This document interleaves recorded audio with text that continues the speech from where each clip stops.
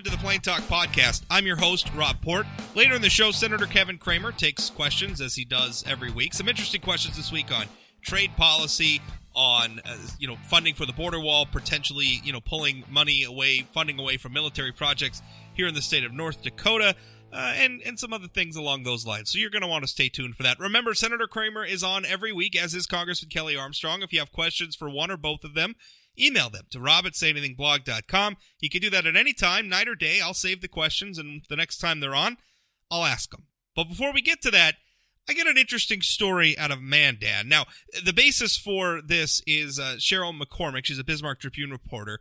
She has an article posted this week. The headline of her article is Mandan Bar Ordered to Remove Artistic Sign.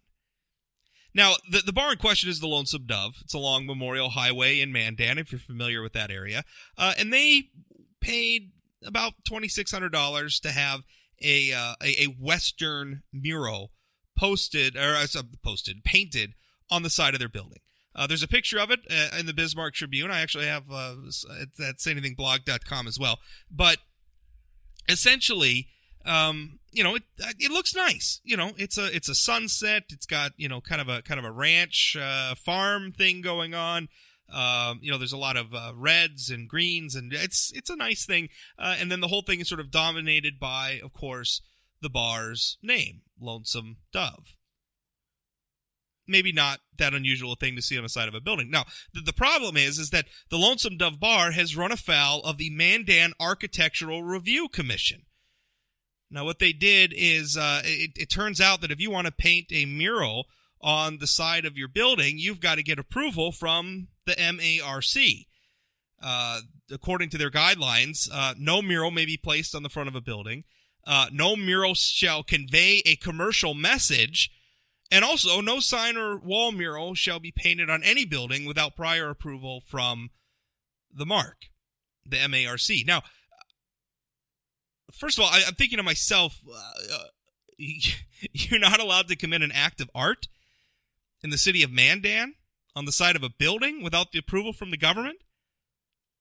Now, in free speech debates, there's a concept called prior restraint, which is that the government is not allowed to stop you from speaking before you speak on the assumption that you might be saying something that the government doesn't like, right? So usually it's brought up in the context of, we think that this person is going to say something dangerous. We think that this person is going to incite a riot or maybe commit an act of libel or some, the proverbial shout fire in a theater. Now, maybe those things might be true of a given speaker, and maybe that speaker will say something irresponsible or insightful or even illegal, although, we have pretty broad freedom of speech in this country, but I guess it is possible to have speech that is illegal, although it's pretty rare. But what the government's not allowed to do is stop you from speaking before you speak. You're allowed to speak, and then any consequences from your speech will come in after the fact. So there's that. Now, I'm thinking to myself, how can they say that you can't paint a mural on the side of your building, right? I mean, art is speech, right? I think that's pretty well established. I think most of us probably agree on that. So how can this local city government say you're not allowed to paint a mural, you're not allowed to engage in an act of art without prior approval of the city commission? Now, what's also interesting here is that the idea that the mural shall not convey a commercial message. How is that in keeping with the First Amendment? Right? I mean, if you want to paint a mural and then the mural promote your business, why shouldn't you be allowed to do that? Right? I mean, if you're going to put the mural on the side of your business, why shouldn't it be able to include, the name of your business, or maybe like a portrayal of the services or products you offer in that business? Apparently, the city of Mandan says you can't just go out and do that sort of art. What do you think this is? A free country or something? Now, what's interesting is I was actually but before I saw this article in the Bismarck Tribune earlier this week, I was reading an article from Reason, which is sort of they're a libertarian think tank, and they've got Reason as a publication, and they've got like a magazine and a website and a blog and all that fun stuff. And I was reading an article there, and it was about a pizzeria in Arlington, Virginia, which came under fire from local government because the mural they paid to paint on their business featured pizza.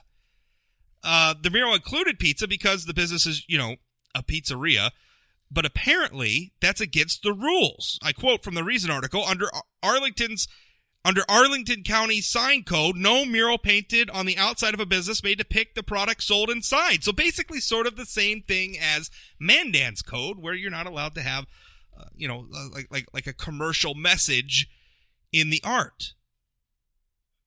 Now, getting back to the Mandan situation, I have no doubt that the owners of the Lonesome Dove Bar violated local ordinances or regulations or laws, whatever you want to call them. I think they absolutely violated them. I mean, it's pretty clear. The law says what they said.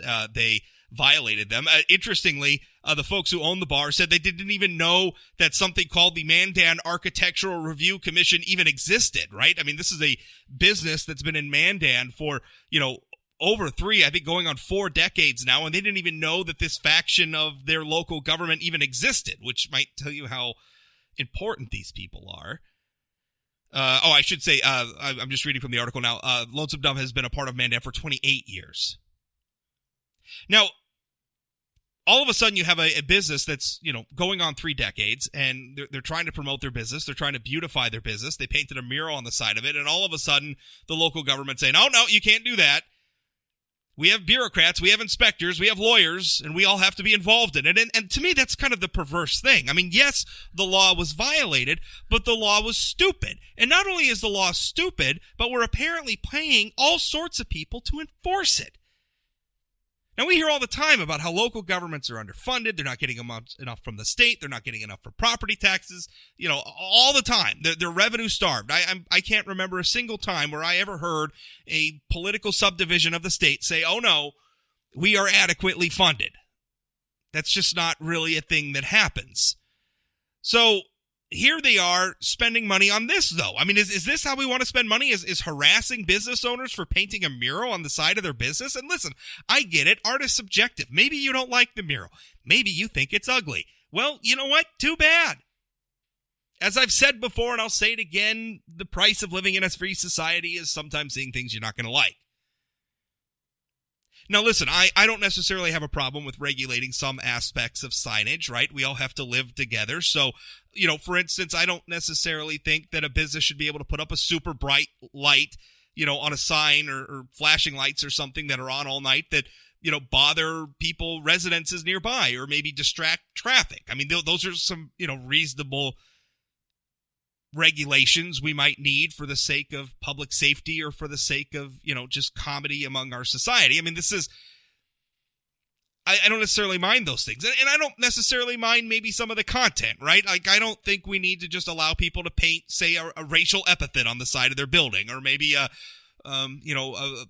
depiction of male genitalia 30 feet long on the side of their building. I don't really think we need that. And while I am pretty close to being a free speech absolutist, defending that sort of thing is not really going to be the hill that I'm going to die on. So I'm fine with regulating that sort of thing. What I am not fine with, though, is harassing a business owner for painting a perfectly innocuous mural on the side of their building, and, the local government getting all up in arms about this.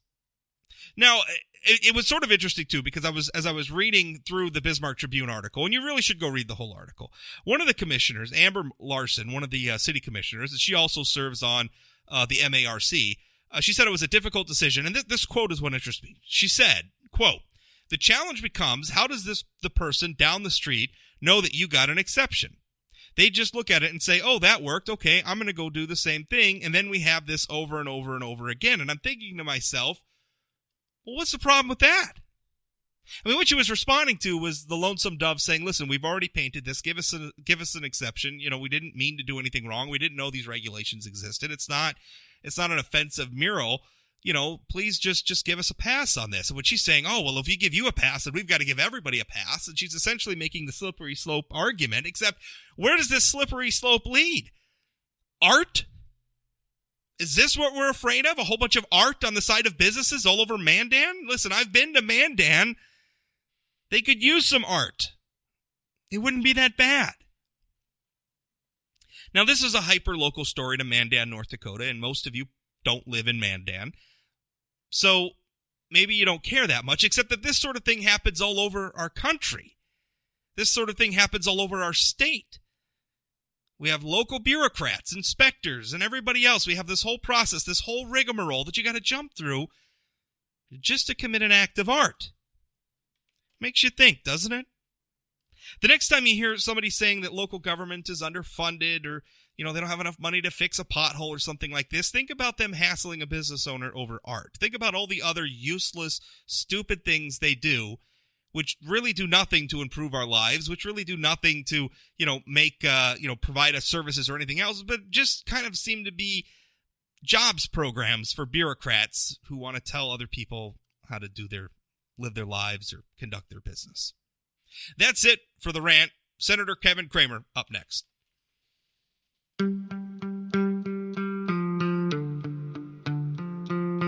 This episode of the Plain Talk Podcast is brought to you by Energy of North Dakota. Oil and natural gas from North Dakota strengthens all of America. And through our abundance of talents, innovations, and technologies, energy responsibly produced here translates to worldwide economic stability. With producers and our communities working together, we're securing a sustainable future that generation after generation can build on. It's all happening right now with Energy of North Dakota. Learn more at energyofnorthdakota.com. Senator Kevin Cramer joins me now, as he does every week, to take your questions. Remember, during this segment, it happens every week, so and you can email your questions in anytime. You don't have to wait till the day of or whatever. If you're thinking of a question, just email it to rob@sayanythingblog.com. I'll print them out. I'll save them. Or maybe I better not print them out. I better keep them in digital format. We're trying to be more green here on the Plain Talk Podcast. Kevin, it's my bipartisan initiative. I'm trying to be more green. I'm not going to print as much stuff out as I did in the past. Yeah, you should work for the federal government. I cannot imagine how many forests have given up their existence for paper in Washington. Yeah. Yeah, but these days, I don't know why it's such a big deal. These days we grow trees for paper. It's not like we're out denuding virgin forest land anymore, really, to make right. paper. For the most part, we're growing it. Anyway, we're not here to talk paper. We're here to ask you some questions. And we got some from the listeners, but before I get to those, and by the way, to finish my thought on that, if you want to submit questions, you can anytime. rob@sayanythingblog.com. Send them in. I also put up social media posts on Facebook and Twitter before we record these segments for the podcast, and you can submit your questions there. So keep an eye out there, or just email them to me. And like I said, I'll save them and I'll ask them when the senator's on. First thing I wanted to ask you about Elizabeth Warren, and I don't want to say, I've heard a lot of our friends on the left talking about this, but they want to get rid of the Electoral College. And the reason why is, I think, obvious. 2016, the Electoral College was Donald Trump's friend. Worked out that way. He didn't win the popular vote. He won the Electoral College. That's what counts. Now he's president. And we've had, there was another Republican not so long ago who benefited from, winning the Electoral College, but not necessarily the popular vote, George W. Bush in 2000.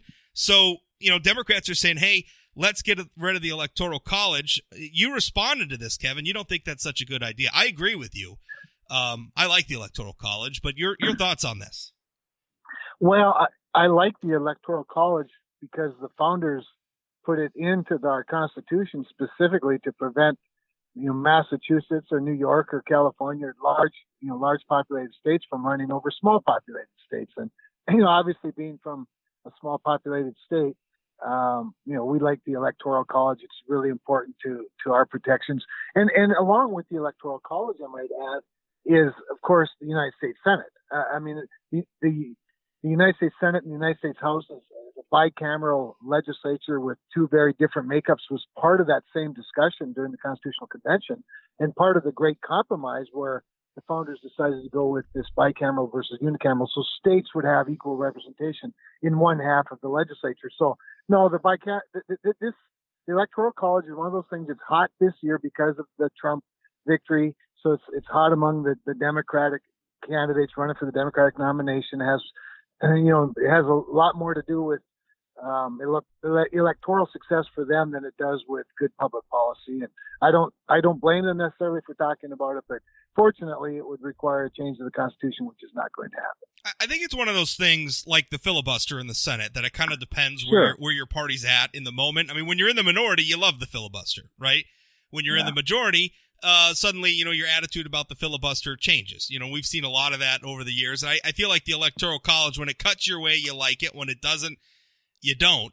And I'm not surprised Democrats want it. I mean, they've become a party very focused on, urban areas. I mean, they've got the population centers. So, politically speaking, in the here and now, may not always be this way, but in the here and now, they, it would benefit them to win by the popular vote. But the Electoral College, I like it because it requires something more than just a straight up majority of everybody who's voting in the country. It's a reflection that, America's diverse in more than just population. We're diverse geographically, and I think it requires some buy-in. I mean, Hillary Clinton in 2016 didn't campaign in Wisconsin. Why would any Democratic candidate campaign in Wisconsin or North Dakota or anywhere else without the Electoral College? They didn't have to worry about those Electoral College votes. They'd stay in L.A. and New York and Boston and those places. No, that's exactly right. But the thing that's different about the Electoral College from like the filibusters, of course, the Electoral College was an idea of the founders, and the filibuster was, introduced much later. And so they had right. I don't think there's any question. Just for all the reasons that you've stated. I mean, public policy is about more than just what's popular. If it wasn't, we'd just have a straight up, democracy. We wouldn't even have the representative republic that we have. We'd just put everything to a vote of the people. And the founders knew what they were doing, but it wasn't easy. It wasn't one of those things that was just automatic or a layup. The Electoral College really represents, I think anyway, the diversity of thought, even among the founders, who some people today think, these were 50-some men that all thought exactly the same. Well, they didn't. This was a compromise that came out of their diversity, as a matter of fact. Just hold 1 second. I'm in a little bit, Rob, just to prove how green this show has really gone. I'm going to pay for my coffee in the drive-thru at Starbucks with my phone, so there may be just a slight interruption. Okay. I've been using that too. I love using my phone to pay for things. It's so convenient.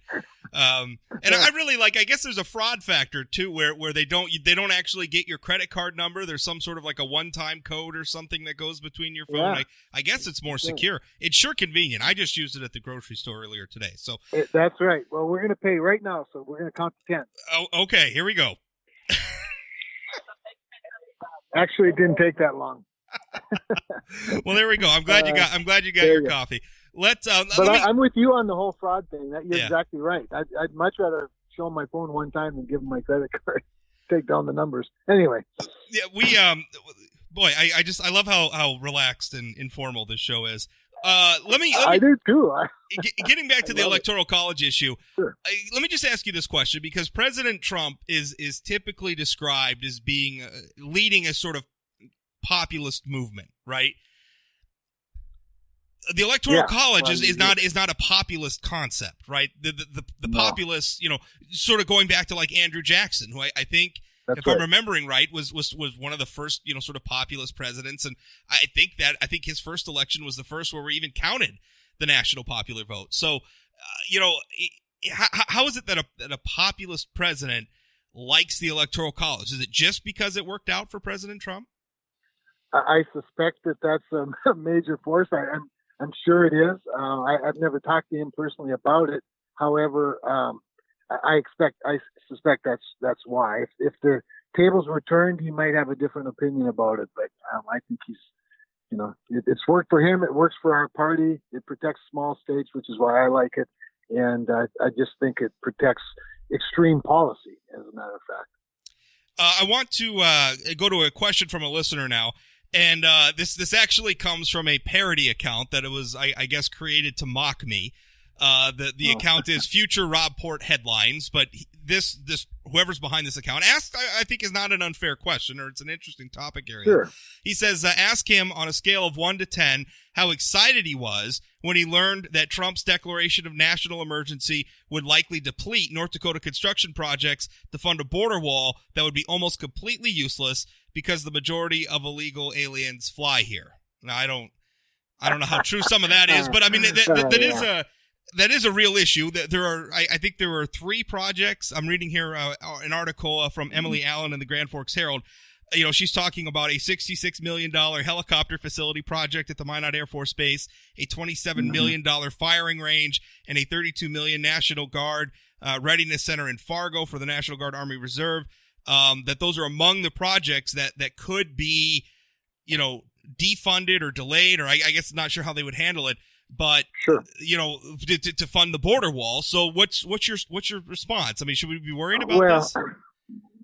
Not much, because first of all, the person, I do appreciate the parody, by the way, and the humor in it, but the way they posed the question said North Dakota project is likely to to be delayed or canceled. Well, it's not likely at all. In fact, it's highly unlikely for these reasons. First of all, with regard to the list that they're referencing, the list itself was every possible military construction project that's not where the contract or the funding has not been awarded. It's all been approved. It's all been appropriated. It's all been authorized, but the actual money hasn't gone out the door for the construction of a particular project, although none of it's available for anything that will be begun or will reach that status in 2019, which that should take the National Guard project right off the table, is my belief and understanding. It may be others as well.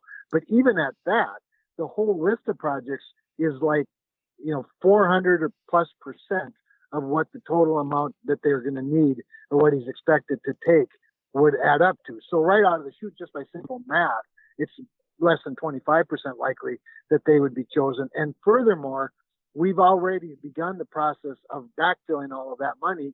So it's more like borrowing than it is delaying even. So if something's not on the docket to be funded this year in 2019, we've already begun both the appropriations and the authorization process to backfill all that money anyway for 2020. So it wouldn't even be a delay or a disruption based on all that. It looks a little bit more like an accounting gimmick than it does, really, taking any money from a project. I have a question from, Raheem Williams. You know Raheem. He asked via Facebook, ask him about the federal deficit and debt. How long can we spend like this? Are we going to hold Trump accountable for reducing the debt? Well, actually, the reduction of the debt, we just got some really good news. I'm sure people noticed the other day from the Congressional Budget Office. 80% of what was to be spent on the Tax Cuts and Jobs Act has already been recovered through the Tax Cuts and Jobs Act through incredible economic growth. In fact, this last February, according to CBO, the government took in 10% more money than they did a year ago February. That's how fast the revenue picture is changed on the revenue side.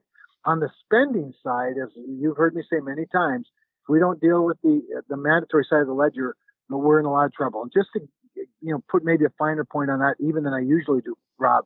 I mean, right now, this year, 2019, 61% of the federal budget is mandatory spending and 9% is interest. So fully 70% doesn't even need to be appropriated. It's just automatic. And the other 30%, of course, is the discretionary side, half of which is national defense. In 10 years, that number will be 78 and 22. So 78% of our budget will be mandatory, autopilot, no appropriations bills passed where necessary. Now, the biggest challenge on the debt side, to his point, is Social Security. When we were in balance in the mid 90s during the Gingrich and relationship, Social taking in more money than what was going out. So there was a balance and a pretty good size balance in the trust fund, that the illusion really that we were in balance. Well, that's now the other way around. Now there's a lot more going out fast. And that's a result of course, baby boomers who began to be born in 1946 are now in their 60s and 70s. And the youngest among us is probably 53 years old, something like that. So while that bubble bursts, the generations behind us are not as big. And so obviously we've got to deal with that side of the ledger. The discretionary side, you couldn't begin to balance the federal budget on the discretionary side of the ledger. But that's not to say we shouldn't keep working on that as well. As we grow our military and border security, we also need to find other areas of savings. I think we talked about some of those last week, Rob, when you put the challenge to me, but what about crop insurance and agriculture programs? Well, again, those are so small and I think reap such a large benefit for the country that those aren't the areas that we can balance budget on. It's got to be on the other side of the ledger. Yeah, it just seems we can't muster the political will to touch those programs. I mean, who wants to talk about reforming Medicare? Nobody. No, I know you do occasionally, and you usually get raked over the coals about it. Well, we like to talk about the national debt, the deficit, until we say, well, okay, Medicare, Social Security, Medicaid. What are we going to do about these programs? And then usually the debate moves on very quickly. Well, but then great point, because in the terms of Social Security will go insolvent. But by that I mean there will be less money. The trust fund will be depleted, so the only money we'll have to put out will be the money that comes in, and that will require an automatic 20 to 25% cut in benefits if we do nothing. That happens in 2034. Well, 8 years sooner, in other words, 8 years from now, or in 2026, actually about 7 years from now, in 2026, Medicare goes insolvent. Medicare and Social Security are the only two programs on the mandatory spending side that at least have a revenue source. So to not deal with them, Rob, means automatic cuts when they go insolvent. That's what Democrats in particular and politicians in general are looking at if we don't begin to have this conversation, start coming up with solutions now. Now, the other programs like Medicaid and whatnot, the president is trying to tackle some of those in his budget. It has to do with things like getting rid of some of the waste, fraud, and abuse, getting people to apply online rather than, be perpetually qualified for these things from their homes far away, including in other countries. Doing some things like work requirements so that people have an incentive to work while they get these benefits. And there's just a lot more we can do even on the mandatory side that we're not getting done yet. Val asks, via Facebook, what's his plan to curb big tech's censoring conservatives, libertarians, and free speech, also profiting on users' personal information? Louisiana Attorney General Jeff Landry recently stated, quote, just the fact that they, big tech, can censor any type of speech is problematic, on top of the fact that the monetization of people's personal data is enriching these companies at the expense of the consumer. Yep. So the latter question is I think fairly easy, and that is that as a federal government and as lawmakers, we need to clamp down on the use of data, big data, particularly when people are coerced into giving their data. And let's face it, Rob, maybe not you, but I'm guilty of many times just pushing I agree with every download I want or every do it too. App I want, right? And so we're consenting in a lot of this stuff. So what we're trying to get them to do from a federal standpoint is to have simpler agreements, easier things to read, default to protection of people's private and personal information rather than the default being it's for sale. And but here's the bigger discussion, and I'd be frankly, Rob, I'll be more interested in some of your listeners' feedback on this throughout the weeks than probably they are interested in me hearing me talk about it. And that is, what of big tech? In other words, is the response to Google something better than Google, or the response to Facebook the next good social media platform that replaces Facebook, which is what I'd prefer. I'd prefer a free market solution. The one thing that I think we don't want is a lot of government intervention in these private sector industries that if we put a lot of regulation on them, we could actually hamper their own ingenuity and innovation.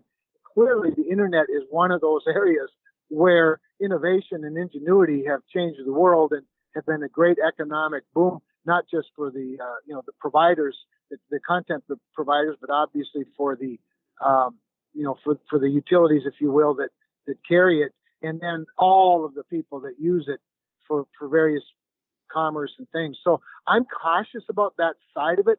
We might be able to make the case. I think it's rational to make the case that they've become monopolies in many cases, and therefore they need some, clamping down on.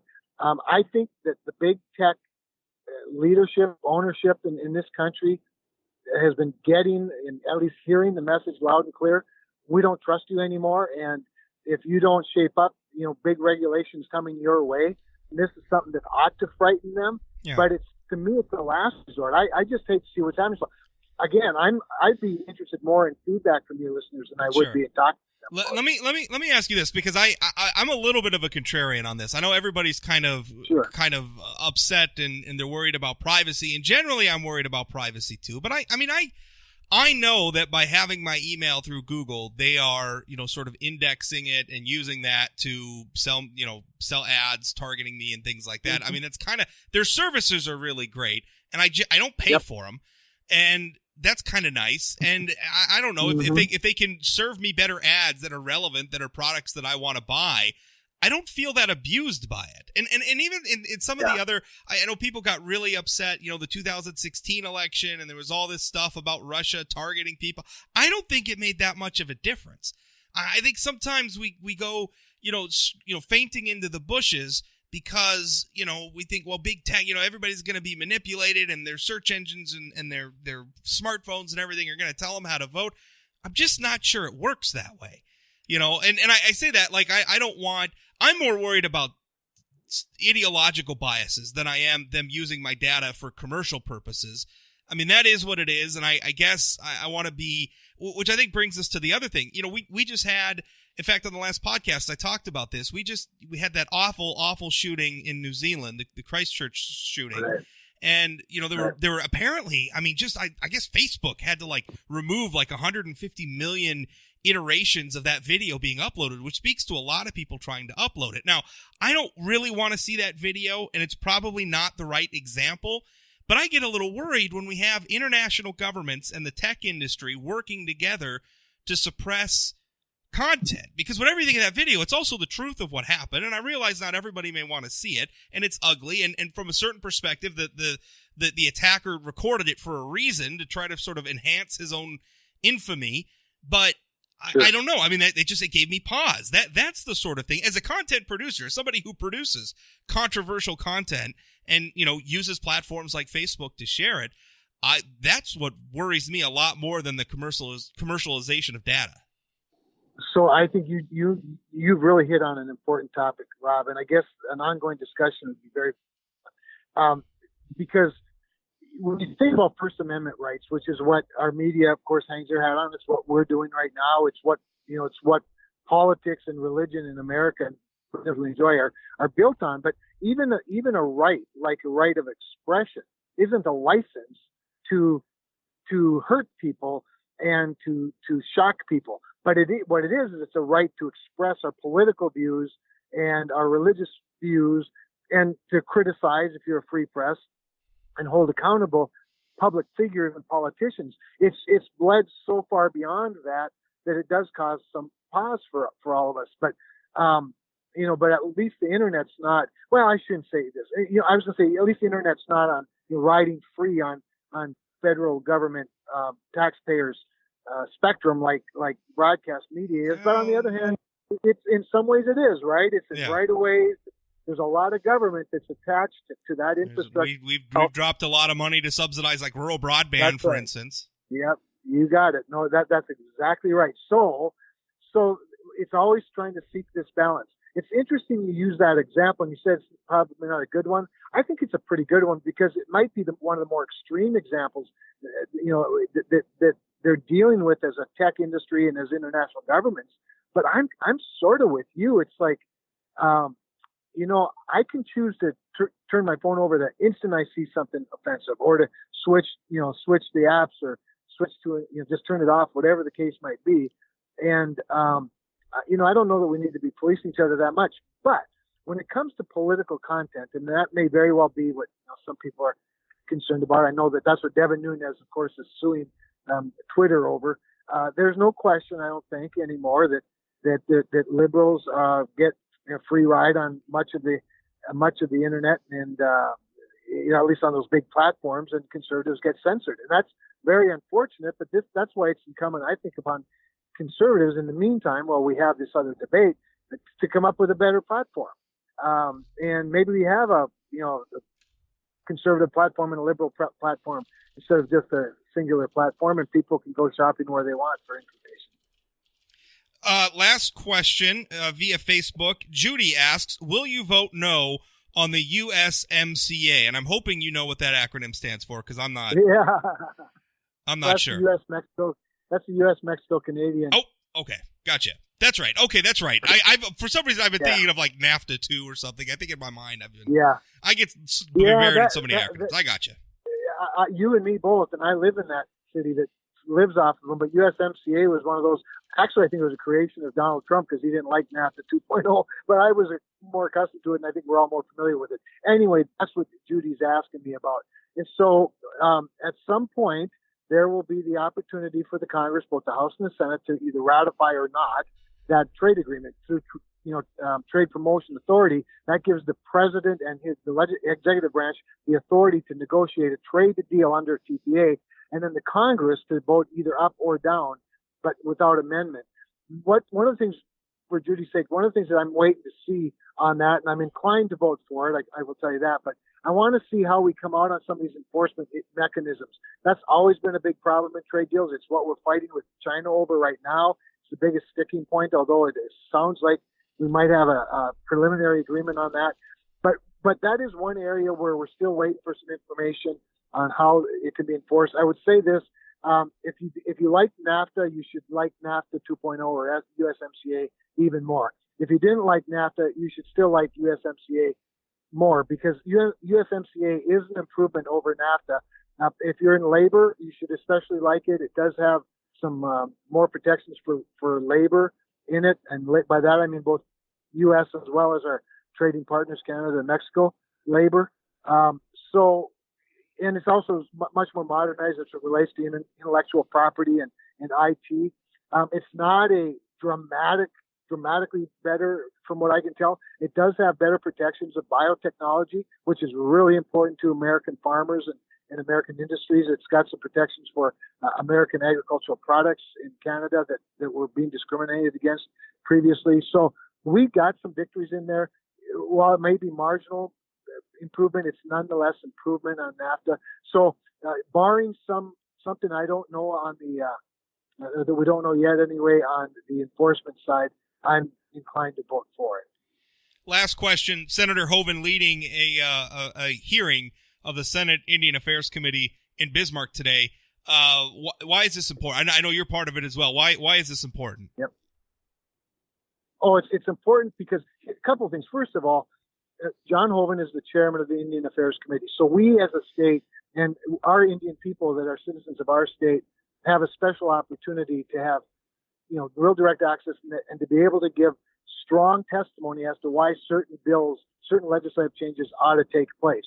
And so this is an opportunity to fill that record. And it was, by the way, an excellent hearing. It lasted 4 hours. We heard from every tribe in North Dakota. We heard from FBI, DEA, the BIA, and then we heard from our governor and from our attorney general.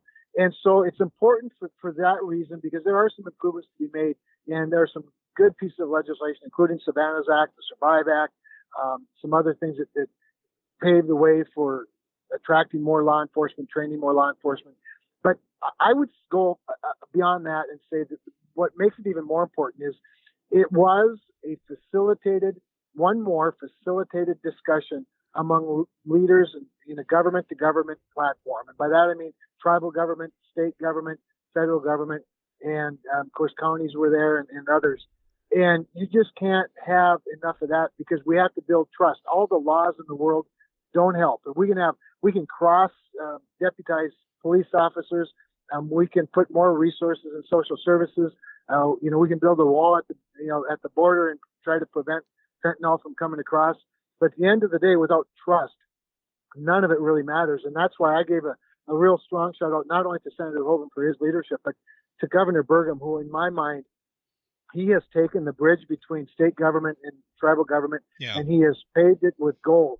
And trust can only be built with relationships. So it was I hope the other leaders left there as encouraged as I did, Rob, and I appreciate you asking about it.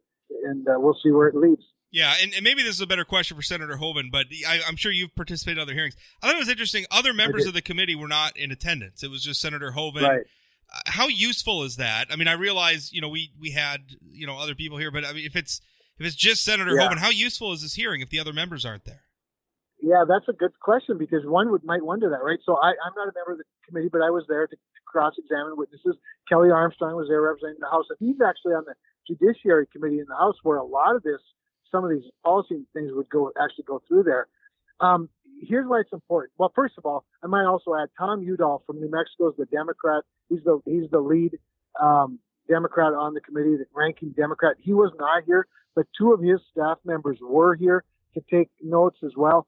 But why it's critical and why it's actually valuable is because there is an official record that is built that lends support to, through the testimony, that lends support to what it is we're trying to get done.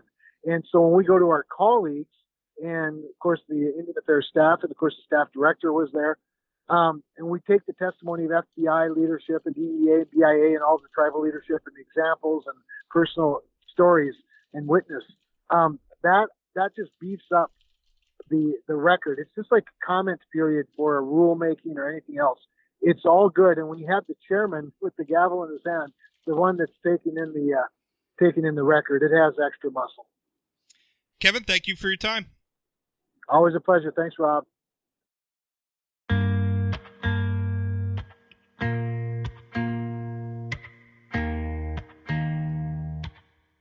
That's it for today's Plain Talk podcast. New episodes come out Monday through Friday, right away in the morning.